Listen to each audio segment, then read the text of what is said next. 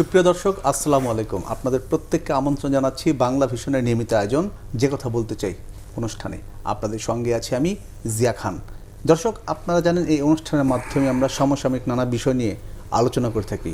আজ আমাদের আলোচনার বিষয় হাদি হত্যা রাজনৈতিক সমীকরণ। আর এই বিষয়টি নিয়ে আলোচনার জন্য আমার সঙ্গে স্টুডিওতে উপস্থিত আছেন দুজন অতিথি। তারা হলেন ABM মোশাররফ হোসেন, সংসদ সদস্য, পটুয়াখালী ৪, এবং অ্যাডভোকেট আবু হেনা রাজ্জাকি, প্রধান নির্বাহী, বাংলা ফাউন্ডেশন। আপনাদের দুজনকে স্বাগত জানাচ্ছি।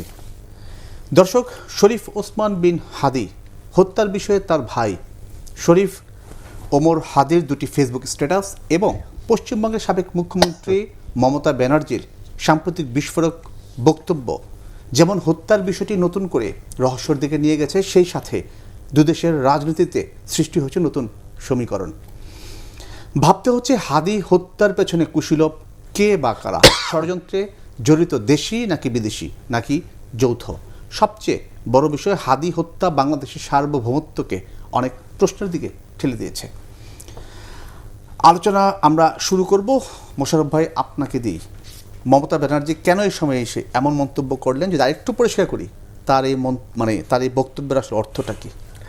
ধন্যবাদ আপনাকে জিয়া খান, ধন্যবাদ আমার সহালোচক জনপ্রিয় ব্যক্তিত্ব জনাব রাজ্জাকি ভাই এবং দর্শক সবাইকে আমি শুভেচ্ছা জানাচ্ছি। আসলে ওসমান ফাদি হত্যাকাণ্ড, এই হত্যাকাণ্ডটা কিন্তু এমন একটা সময় বাংলাদেশে সংগঠিত হয়েছে যখন একটা নির্বাচনকে সামনে রেখে কিন্তু ঘটনাটা ঘটেছে, তফসিল ঘোষণার পরের দিনই। হ্যাঁ, পরের দিন। অর্থাৎ আমরা দেখেছিলাম যে বাংলাদেশে নির্বাচনটা যাতে না হয় এই জন্য কিন্তু নানা ধরনের ষড়যন্ত্র ছিল। কেউ ডক্টর ইউনূস সরকারকে 5 বছর রাখতে চেয়েছিলেন, এরকম স্বপ্ন কিন্তু কেউ কেউ দেখেছিলেন। কেউ বলছে এই সরকারই থাকা উচিত। সুতরাং আমরা মনে করি যে হাদি হত্যাকাণ্ড অবশ্যই একটা ষড়যন্ত্র, এতে তো কোনো সন্দেহ নেই। যাতে এই ঘটনাতে বাংলাদেশে এমন একটা পরিস্থিতি তৈরি হবে যার কারণে নির্বাচনটা বাধাগ্রস্ত হবে এবং এই গণতান্ত্রিক প্রক্রিয়াটা থমকে দাঁড়াবে। কিন্তু আমরা শুকরিয়া আদায় করছি মান আল্লাহর কাছে যে না, এই প্রক্রিয়াটা, এই ষড়যন্ত্রে ব্যর্থ হয়েছে। তবে কোনো হত্যাকাণ্ড এটা তো আমরা সমর্থন করতে পারি না। হাদির মতো একজন তরুণ যিনি জুলাই গণ অভ্যুত্থানে অত্যন্ত চমৎকার একটি রোল প্লে করেছে, ভূমিকা রেখেছে, এবং একটা বাংলাদেশি জাতীয়তাবাদী যে শক্তি আমরা যেটাকে বলি, অর্থাৎ আমাদের শক্তি, সেই শক্তিকে কিন্তু ধারণ করতেন শহীদ ওসমান হাদি।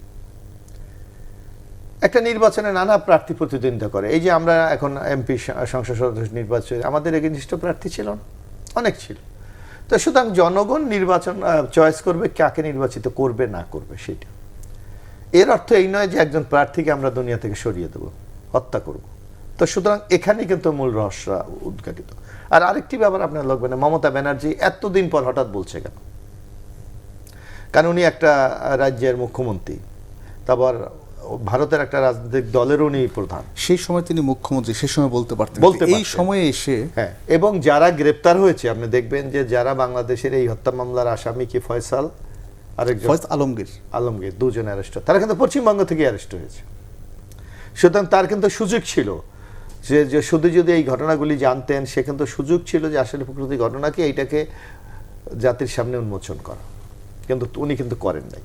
এখন হলো কি, উনি একটা নির্বাচনে হেরে গেছে। উনি কেন করেন না সেটার ব্যাখ্যা দিয়েছেন, এটা আমি দেখিনি। উনি কেন করেন না, তাকে উনি যেটা বলেছেন, তাকে স্বরাষ্ট্রমন্ত্রী উনি ফোন দিয়েছিলেন, মানে অমিত শাহ তাকে ফোন দিয়েছিলেন ওই কারণে। কিন্তু প্রশ্ন হচ্ছে, তাহলে এতদিন পরে এসে তাহলে কেন না? এইটা যদি অমিত শাহ একটা রাজনৈতিক দল করে, বিজেপি করে, উনি একটি রাজনৈতিক দল করে, এবং দুইজনই রাষ্ট্রের দায়িত্ব, একজন মুখ্যমন্ত্রী ছিলেন আর একজন রাষ্ট্রের কেন্দ্রীয় স্বরাষ্ট্রমন্ত্রী। সুতরাং আমি মনে করি তাদের সত্যের মুখোমুখি দাঁড়ানো উচিত।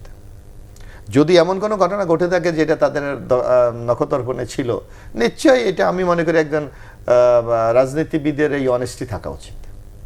আপনি নিশ্চয়ই তার কথাগুলো শুনেছেন, যে তিনি যেটা বলেছেন যে এই ঘটনা পুরোটা তিনি জানেন, হত্যাকাণ্ড ঘটিয়েছে, কেন ঘটিয়েছে, এবং যদি তিনি নাম প্রকাশ করেন তাহলে বাংলাদেশে এখন যে স্ট্যাবল পরিস্থিতি আছে সেটা থাকবে না। তার মানে তার কথাটা বুঝতে পারছেন। না, এটা এখন আপনার সে যে কথাটি বলছে এটার সত্যতা কতটুকু এটা নিয়ে তো আমি প্রশ্ন তুলতে তার পারি। মানে কি তার অনেক অর্থাৎ সে হেরে গেছে, এর কারণে বাংলাদেশে যদি একটা অস্থিরতা তৈরি হয়, এর একটি প্রভাব হয়তো পশ্চিমবঙ্গে পড়তে পারে। সে পশ্চিমবঙ্গে পড়লে এটা তার রাজনৈতিক ক্ষেত্রে, কারণ তার দল এখন একটা বেকায়দা আছে, আপনার লক্ষ্য করেন এখন কিন্তু বেকায়দা আছে তার দলে, অলরেডি সে নিজে হেরে গেছে নির্বাচনে। ব্যক্তি হিসাবে কিন্তু মমতা ব্যানার্জি পরাজিত হয়েছে নিজে। তার মানে আপনি বলতে হাদি হত্যা নিয়ে সেখানে তার পশ্চিমবঙ্গের রাজনীতিতে সে এখানে একটি খেলা খেলতে চায়, এটা হতে পারে। ধন্যবাদ মোশাররফ হোসেন আপনাকে। অ্যাডভোকেট আবু হানা রাজ্জাকি, একই প্রশ্ন আপনার কাছে। উনি বলেন রাজনৈতিক খেলা খেলতে যায়, পশ্চিমবঙ্গের যে রাজনীতি এখন মমতা ব্যানার্জি ব্যাকফুটে আছেন, হেরে যাওয়ার পর এই বিষয়টি সামনে নিয়ে আসলেন।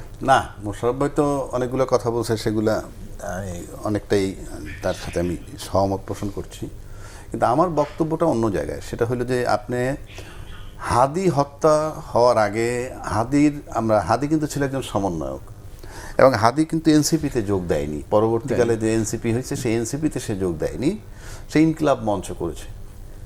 যে জিনিসটা আমার কাছে লক্ষণীয় সেটা হলো যে সে একটা জেনারেশন বিল্ড আপ করতেছিল, এটা আমার কাছে মনে হয়েছে।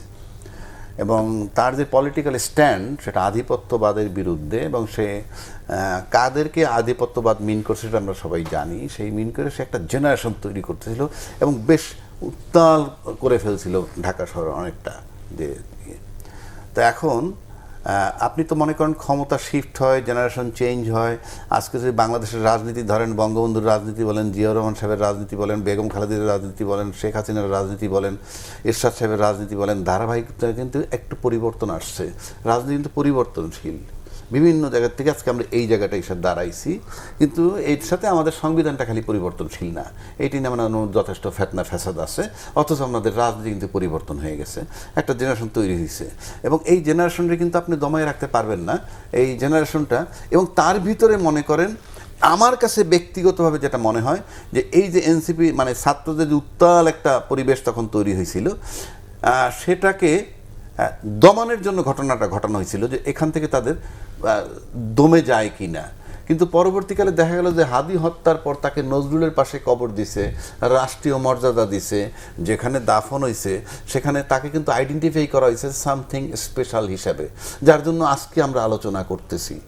এই যে এটার যে একটা ইম্প্যাক্ট বা প্রভাব আছে সেটা বোঝা যায়, কারণ এর হত্যাকারী যখন চলে গেল কলকাতা না সরি ওয়েস্ট বেঙ্গল ধরে নেই, সে নাকি মেঘালয় থেকে ঢুকছে, এবং তার যাওয়ার ধারাবাহিক বিবরণ একজন বিশিষ্ট সাংবাদিক দিছিলেন, যে উনি ওখান থেকে মোটরসাইকেলে ছিলেন, তারপরে সিএনজি, এরপরে জিপ, আগরুম বাগরুম নানান, অ্যাজ ইফ উনি দেখতে ছিলেন। আমার কাছে তার বিবরণে মনে হয় কি যে দূর থেকে 15 ফিট দূর থেকে তার প্যারালাল কোনো গাড়ি বা একটা ট্রান্সপোর্ট তার ছিল। আপনারা সবাই জানেন যে কে বলছে, যে এইভাবে সে ঢুকছে। এই যে ধারাবাহিক বিবরণ দিয়ে একটা জিনিস নিশ্চিত করে দিছে, সে ওই অঞ্চলে ঢুকে গেছে। এখানে দুইটা অপশন থাকতে পারে। এক, সে তখন হয়তো ঢুকে নাই, কিন্তু এখানে যারা হত্যাকারীকে ধরার জন্য আমরা উদ্গ্রীব বা আমার রাষ্ট্রযন্ত্র তাকে নিশ্চিত করে দিল যে সে চলে গেছে, হয়তো সে পরে ঢুকছে, বা সে জানে এইভাবে ঢুকছে। এবং এই হত্যার মোটিভের জন্যে বা সে একজন অন্যতম ব্যক্তি, তাকে জিজ্ঞাসাবাদ করা দরকার। এক। দুই, আপনি হয়তো জানেন না, ইতিমধ্যে একটা পুলিশ রিপোর্ট দেওয়া হয়েছিল এই হাদি হত্যার ব্যাপারে। এই পুলিশ রিপোর্টটা দেওয়ার পর নারাজি দিছে ওই ইনকিলাব মঞ্চের জুবায়ের, নাকি যে মামলার বাদী, এবং আমরা শুনছি তার মামলার বাদীর স্বাক্ষর নাকি নিয়ে আসছে কোন জায়গা থেকে গিয়ে পুলিশ। তার বোন আজকে ঠিকই করছে এই মামলার বাদীর এই বিষয়টা, এরকম একটা কথা বলছে। তো যাই হোক, সে নারাজি দিছে। নারাজি দেওয়ার মানে কি, পুলিশ যে বিবরণটা দিছে সেই বিবরণের সাথে সে একমত নয়, তাহলে ভিন্ন বিবরণ একটা আছে। আমার কথাটা বোঝার চেষ্টা করেন। পুলিশ তো বিবরণ দেয় একটা, সেইটার সাথে দ্বিমত পোষণ করার মানেই নারাজি, তাহলে একটা ঘটনা আছে। আর ওই যে বিবরণ দিচ্ছিল সে পালায়ে গেছে, সেটা একটা ঘটনা।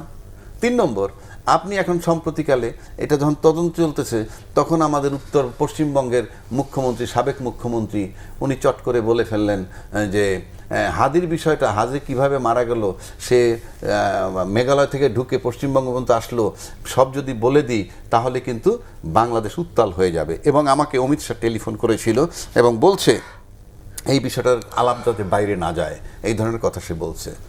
এখন আমার প্রশ্ন হচ্ছে যে আপনি মুখ্যমন্ত্রী, আজকে আপনার বক্তব্যে মনে হইতেছে আপনি বাংলাদেশের শুভাকাঙ্ক্ষী হয়ে গেছেন।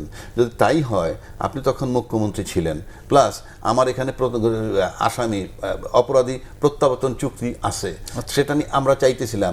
আজও কিন্তু দায়িত্বটা আপনারই ছিল সময়, আজও কিন্তু সে ওখানে, তখন আপনি তো মুখ খুলেননি।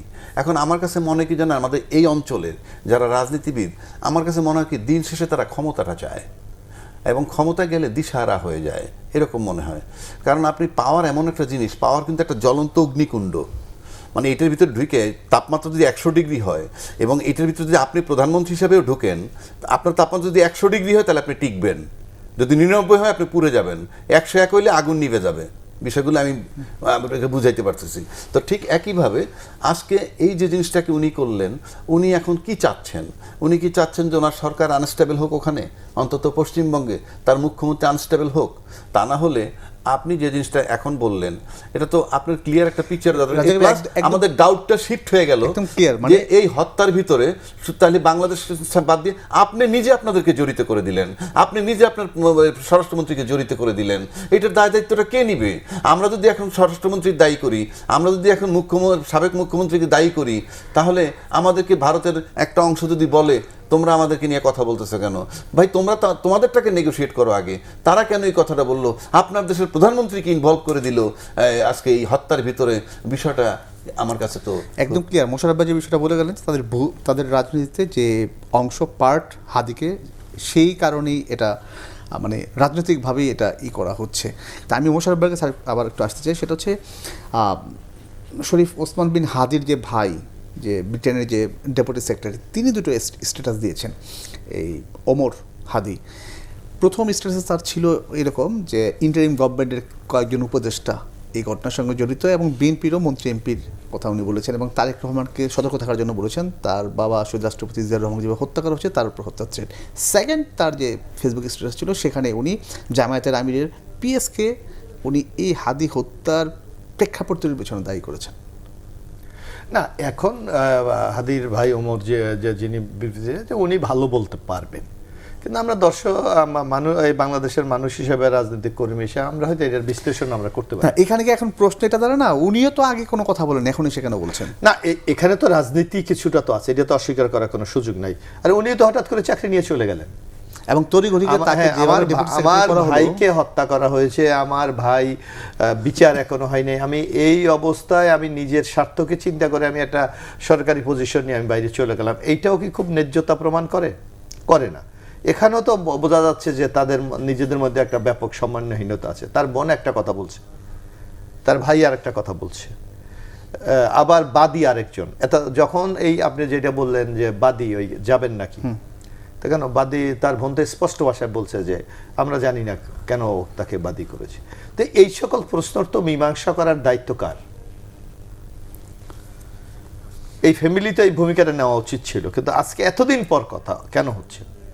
অর্থাৎ প্রশ্ন তো আরেকটা আসে, ওই সময় তড়িঘড়ি করে ইন্টারিম গভর্নমেন্ট কেন তাকে এইভাবে, কারণ একজন ট্রাভেল এজেন্সি চাকরি করতো, সে কোনো না, এখানে তো আমি যেটা মনে করি যে একটা রাজনীতিতে মানে প্রশ্ন যেটা আসতেছে আর কি, যে এখন সে যেভাবে মুখ খুলছে যে ঘটনা ধামাচাপা দেওয়ার জন্য তাকে করা হয়েছে নাকি, এই বিষয়টা তো সামনে না। এটা তো নিশ্চয়ই যারা ওই সময় তৎকালীন সময় যারা রাষ্ট্রীয় ক্ষমতায় ছিল তাদের তো নিশ্চয়ই একটা পলিসি ছিল।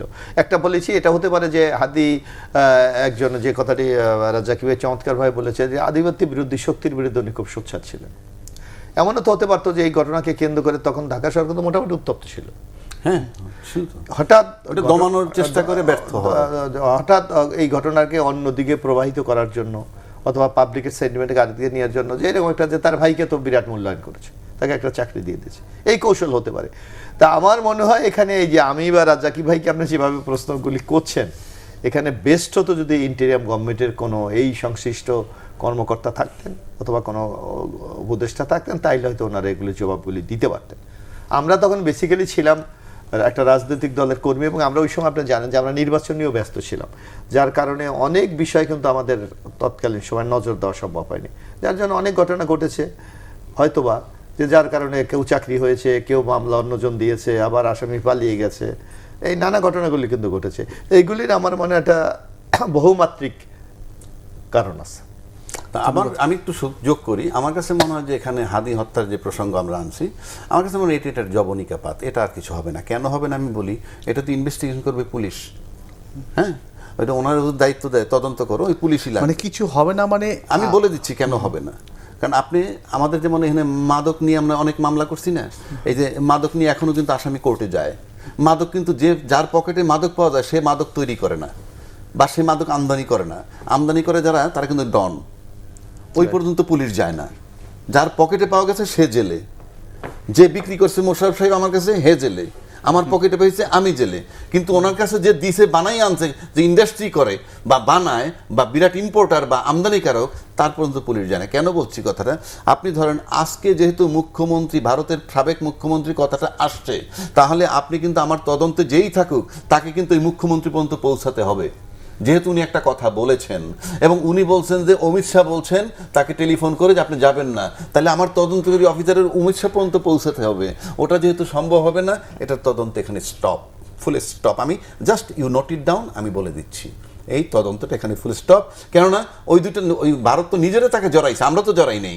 আমার কোনো আইও বলে নাই যে এটার ভিতরে ওই ভারতে গেছে, ওইখানকার সাবেক মুখ্যমন্ত্রী বলছেন, তাহলে তদন্তকারী কর্মকর্তার ওই পর্যন্ত যেতে হবে, আসামিটাও তাদের কাছে আছে, সেখান থেকে প্রধান স্বরাষ্ট্রমন্ত্রী পর্যন্ত যেতে হবে। যেহেতু আপনি যেতে পারবেন না, ফুল স্টপ। আপনি মানে এত সহজে কিভাবে বলে দিচ্ছেন যেতে পারবে না? নোট করে রাখেন, নোট করে রাখেন। মানে সেটা আমি জানতে চাচ্ছি, আপনি যাবেন না, আমার পুলিশ কি যেতে পারবে এখানে? মুখ্যমন্ত্রী তারপরে যেহেতু আমাদের সাথে তাদের বন্দি বিনিময় চুক্তি আছে, এবং মানে একটা তদন্ত process নামে টা যেতে হবে। বন্দি আনেন আপনি বন্দি না, রাজাকি ভাই, বন্দির ক্ষেত্রেও তো এখানে আমরা দেখছি কিছু ক্লারিফিকেশন আছে।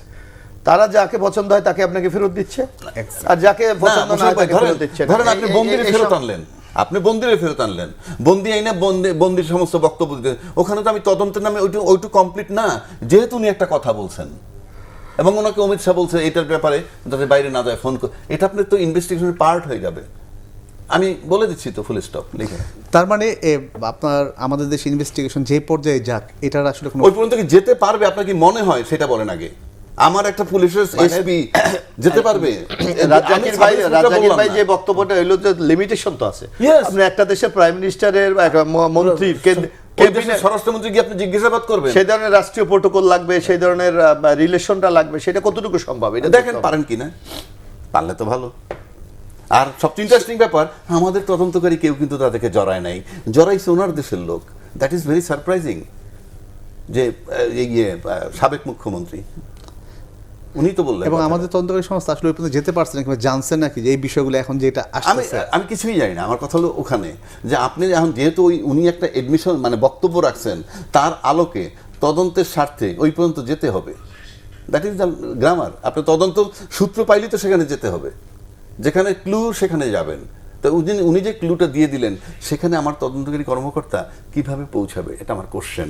যদি পৌঁছানো সম্ভব হয় রিপোর্ট পাবেন, আর যদি পৌঁছানো সম্ভব না হয় ফুল স্টপ।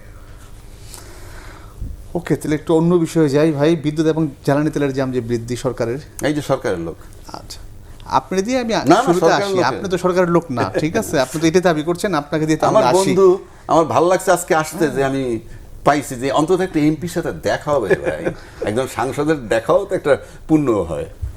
সরকারে 100 দিনের মাথায় 2 দফা বিদ্যুৎ জ্বালানি তেলের দাম যে বাড়ছে। শুনেন, মানে আমি যদি ব্যক্তিগতভাবে বলি, আমি বিভিন্ন পত্রিকায় দেখছি, আমি কিছু কাটিং রেখে দিছি।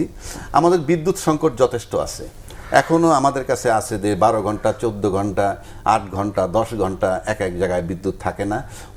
মানে আউটসাইড ঢাকা শহরে মনে করেন কাভার করে রাখা হয়, প্রয়োজনও আছে, নাই যে তা না।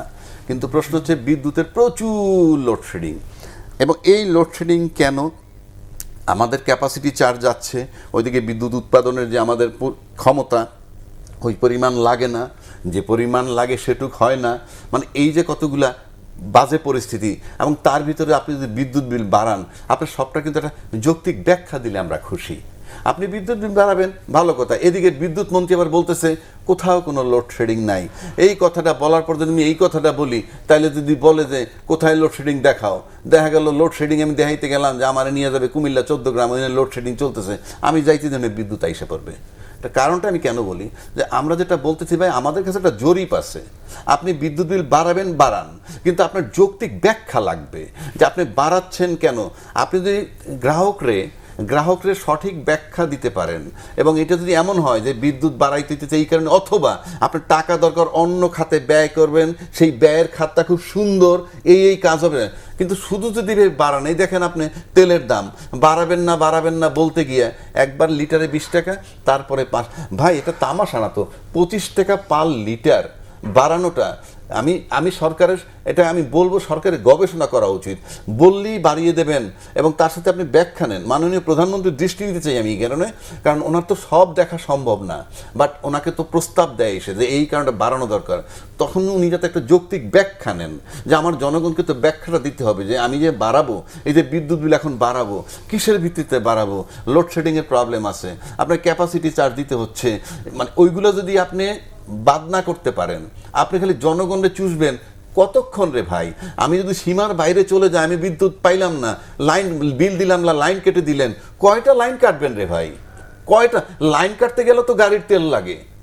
আমি সেই অর্থে বলছি আপনি বাড়ান, কিন্তু আপনি জনগণের সরকারের প্রথম কন্ডিশনই হলো জনগণকে ভালো রাখবেন।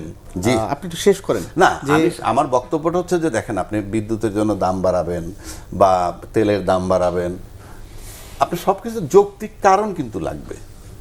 আমরা যেমন ধরেন কলেজ ইউনিভার্সিটির বিল বাড়ে, আমরা কিন্তু আন্দোলন করি, কিন্তু পারি না কেন? এদের উপরে যারা চাপ প্রয়োগ করবে সেটা কিন্তু সরকার। একইভাবে যদি আপনি এই বিদ্যুতের ক্ষেত্রেও আসেন, আপনি যদি যৌক্তিক কারণ থাকে আপনি বাড়াবেন, কিন্তু তার সাথে তো আপনার দেশের জনগণের আর্থিক অবস্থা, রাষ্ট্রের আর্থিক অবস্থা সব কিছু দেখতে হবে। যেমন আপনি একটা বাজেট দিতে যাচ্ছেন, বিশাল বড় একটা বাজেট দিতে যাচ্ছেন, সেখানে কিন্তু আপনি কোন কোন খাতে ব্যয় হবে সেটা অলরেডি লিখে ফেলছেন, কিন্তু কোন কোন খাতে আয় হবে এখনও লিখতে পারেননি। তো একইভাবে জনগণের বেলায় ভাববেন যে সে যে আপনাকে বিদ্যুৎ বিল দেবে সেটা তার খরচের খাত, তার আয়ের খাতটা সেটাও রাষ্ট্রের দেখতে হবে। ধন্যবাদ অ্যাডভোকেট আবু হানা রাজাকে। মোশাররফ ভাই যৌক্তিক কারণ সেই বিষয়টা, পাশাপাশি একটু আপনাকে বলি, অর্থনীতিবিদরা যেটা বলছেন যে এই যে ভর্তুকি কমানোর নামে বাড়তি অর্থের বোঝা বহন করতে হবে, অবশ্যই সাধারণ মানুষকে খরচের চাপ বেড়ে যাওয়ায় বিপর্যস্ত হবে শিল্প উৎপাদন ও জনজীবন। না, এখানে আমি একটা কথা বলি, আজকে বিদ্যুতের দাম বেড়েছে, এটা একজন নাগরিক হিসেবে আমরা মনে করি নিশ্চয়ই আমাদের জন্য একটা অস্বস্তি ব্যাপার, এটা কোনো সন্দেহ নাই, কিন্তু আপনাকে বাস্তবতার নিরিখে থেকে আপনাকে বিশ্লেষণ করতে হবে। আপনি দেখেন এই বিদ্যুতের অবস্থা কেন তৈরি হলো। আমি নিশ্চয়ই রাজ্জাকি ভাইয়ের মতো একজন সচেতন মানুষ, নিশ্চয়ই সেটা তার অবগত আছে। আপনি দেখবেন আওয়ামী লীগের আমলে আমরা দেখেছিলাম রেন্টাল কুইক রেন্টাল একটা প্রকল্প আপনি শুনেছিলেন, মানে দুর্নীতিকে রাষ্ট্রীয় পৃষ্ঠপোষকতা দেওয়ার জন্য সেখানে এমার্জেন্সি পাওয়ার অ্যাক্ট 2010 পাশ করেছিলেন, নির্মিত অধ্যাদেশ যেটার মতো। অর্থাৎ আপনি চুরি করেন, যা করেন, আপনার কোনো বিদ্যুতের ব্যাপারে কোনো মামলা করা যাবে না। অর্থাৎ রাষ্ট্রর পৃষ্ঠপোষকতায় আপনি চুরির একটা সুযোগ তৈরি করে দিয়েছিলেন, সেদিন লুটের একটা সুযোগ তৈরি করে দিয়েছেন। বিএনপি দেখবেন এই রাষ্ট্রর দায়িত্ব পাওয়ার পর প্রথমেই বলেছে না, এই এমার্জেন্সি পাওয়ার একটা বাতিল করে দিয়েছে নাই। আর রেন্টাল কুইক রেন্টাল আপনি দেখেন এই চুক্তিগুলি করে গেছে শেখ হাসিনা, যে আপনার কাছে নিশ্চয় মনে আছে আওয়ামী লীগের আমলে খুব একটা বাহাবা নিয়ে তারা খুব গর্ব করে বলতো যে আমরা 27,000 মেগাওয়াট বিদ্যুৎ উৎপাদনের সক্ষমতা অর্জন করেছি। আপনার সক্ষমতা, আপনার উৎপাদন কিন্তু করেনি, সক্ষমতা। এখন এই সক্ষমতা অর্জনের জন্য তারা তো এই যে প্রাইভেট কোম্পানিগুলির সাথে তাদের চুক্তি করতে হয়েছে যে তুমি আমাকে এই পরিমাণ বিদ্যুৎ উৎপাদন করে দেবে, এবং যার জন্য কিন্তু একটা মূল্য নির্ধারণ করা হয়েছে। যেমন আমি যতদূর আমার কাছে যে তথ্য আছে যে 1 মেগাওয়াট বিদ্যুৎ যদি আপনি রেন্টাল কুইক রেন্টাল থেকে কেনেন 16 টাকা থেকে 27 টাকা 10 পয়সা পর্যন্ত আপনাকে কিনতে হয়েছে। আমি সর্বশেষ যেটা জানি যে সামিট পাওয়ারের ফার্নিশ অয়েলের যেই চুক্তিটা স্বাক্ষর হয়েছিল শেখ হাসিনার আমলে 27 টাকা 10 পয়সা আপনি তাদের কাছ থেকে বিদ্যুৎ কেনার জন্য আপনি চুক্তি করেছেন। কিন্তু মজার ঘটনাটা এখানে, আপনি 1 মেগাওয়াটও বিদ্যুৎ নাই, কিন্তু আপনাকে টাকা দিতে হচ্ছে, যেটাকে আপনি বললেন ক্যাপাসিটি ট্যাক্স, ক্যাপাসিটি চার্জ, যেটা আমরা ভাড়া বলি, ভাড়ার টাকা। অথচ আপনি দেখেন আমাদের বাংলাদেশে বিদ্যুৎ যাবে না, এটার জন্য আমাদের দরকার 17,000 মেগাওয়াট সর্বোচ্চ। তাহলে হোয়াই আমি কেন 27,000 করলাম? অর্থাৎ এই চুরি ডাকাতির একটা পতন মুক্ত করে, যার জন্য আমরা দেখেছিলাম এই সরকার সভা দেবপ্রিয় ভট্টাচার্য যে একটা দুর্নীতির খতিয়ান প্রকাশ করেছে, সেখানে মনে আছে যে 1 লক্ষ কোটি টাকা এখান থেকে চলে গেছে বাইরে, এই যে রেন্টাল কুইক রেন্টালের টাকাগুলি, এবং কারা নিয়েছে সে লিস্টগুলোও দিয়েছে। সামিট পাওয়ার, ইউনাইটেড গ্রুপ, আপনার ওই যে অটোবির মতো একটা ফার্নিচার তৈরি করে, তারাও এই ব্যবসা করেছে। সুতরাং এই যে চাপটাকে কিন্তু বিএনপি ক্ষমতা এসেছে মাত্র 100 দিন, এর কাছে কিন্তু 1000 দিনের প্রদীপ নেই। আপনি ম্যানেজমেন্টের মাধ্যমে এটাকে করতে হয়। আমরা কিন্তু দীর্ঘদিন অপেক্ষা করেছি, এবং আপনি দেখেন আমেরিকা ইরান যুদ্ধের আগে কিন্তু বিএনপি বিদ্যুতের ক্ষেত্রে বা জ্বালানির ক্ষেত্রে 1 টাকা বৃদ্ধি করে নাই।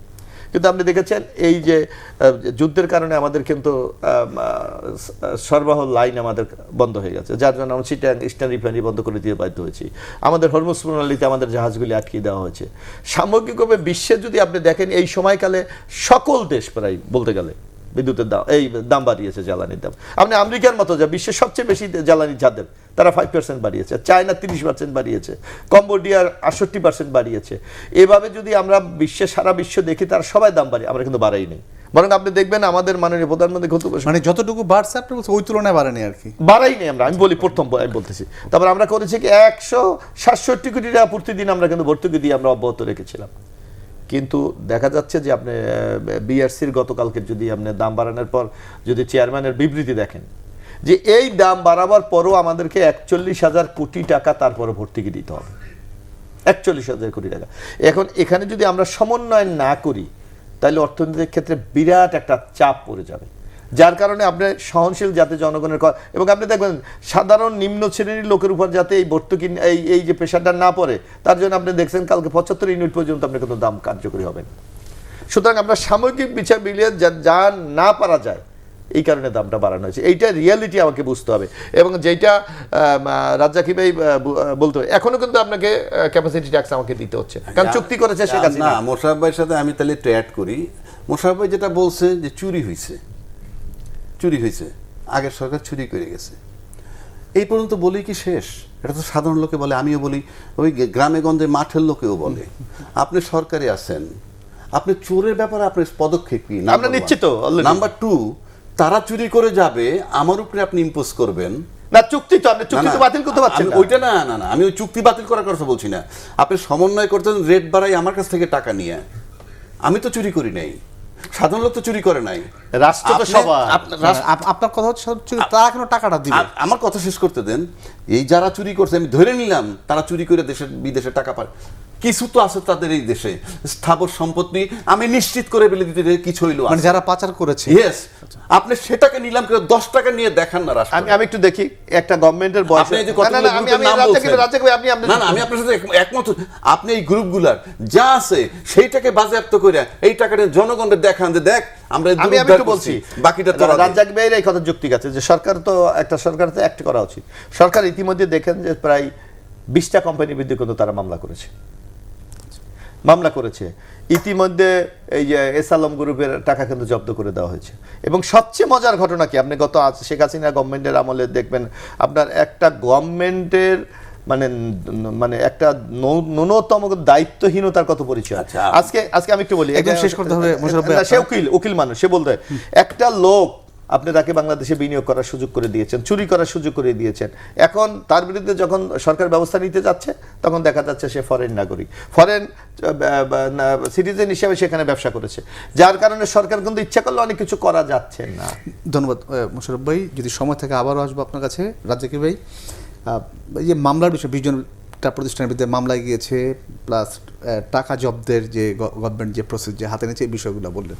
না, আপনি তো শুনুন, কতগুলো জিনিস আছে কি, হোমিওপ্যাথিক চিকিৎসায় কাজ হয় না। একটা লোকের হাত ভেঙে টুকরো হয়ে গেছে এখান থেকে, আপনি এখন হোমিওপ্যাথিক ফার্মেসিতে দৌড়িতেছেন, ওর একটা ডোজ নাকি 6 মাস কাজ করে, স্লো অ্যান্ড স্টেডি। আপনি যেই দেশের যেই পরিস্থিতি, আপনি পরিস্থিতির সাথে আপনি রামিস হত্যার মামলা হয়ে যেতেছে না, জাজমেন্ট হয়ে যেতেছে না। Why it is so fast?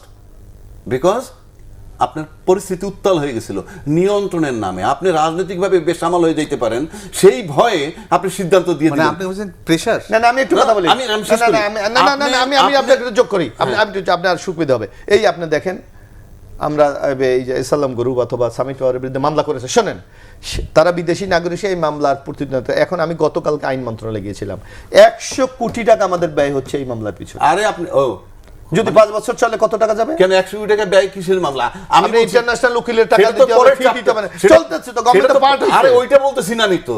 আর যখন 100 রায় করে ফেলবে ইন্টারন্যাশনাল কোর্টে, ওইটা পরে আনেন, না, ওই যে- বিদেশের টাকাটা পরে আনেন। আমি বলছি এইখানে তো তার সম্পদ মানে আছে দেশে যে কিছু। সম্পদ আছে উনি এইটা কথা বলছেন, সেটা অ্যাডভান্স, বলতে এটার দাম 1 কোটি টাকা। এখন আমি দেখেন এটা 5 লাখ টাকা অপশন দিয়ে দেন, আমি এইটা দেখতে চাই। আপনি আইনের শাসন আরে বলেন, কথাটা বুঝেন ইচ্ছে নাই। করলে কি পারা যায়? ও, এখন আপনি আইনের আপনি শাসন, মানবাধিকারের কথা আপনি- বলেন, ইচ্ছে না, না, করলে লুটের পারবেন। বেলায় লুটের বেলায় আপনি ধরে তো আপনি এখন এই সাধারণ লোকের মতো বয়ান দিয়ে রাখলেন। আপনি কি- লুকটা এত এখন কমে- আপনি আরো 100 কোটিকে ব্যয় করবেন কি জন্য? বিদেশি টাকা ফেরত। বিদেশ বেলিভিটা না, আপনি বুঝাই দিচ্ছেন যে এই টাকাটায় আরেকটা গ্রুপ, আরেকটা শ্রেণী ধনী হবে। 100 কোটি টাকা ব্যয় হবে আপনার ইয়েরে আনতে, মানে এই মামলা চালাইতে। আপনাকে মামলা চাইলে আপনার সরকার আমি পার না করতে করতেছি হবে না না। তো, আমি তো না করতেছি না, আমি বলছি এইখানে তার কাপটা আছে, এই কাপটা আপনি বাজেয়াপ্ত করে নিয়ে যাইয়া জনগণকে বুঝান যে এই কাপটা পাইছি, এইটা অপশন করে নিয়ে গেছি, বাকিটা আমরা চেষ্টা করতেছি।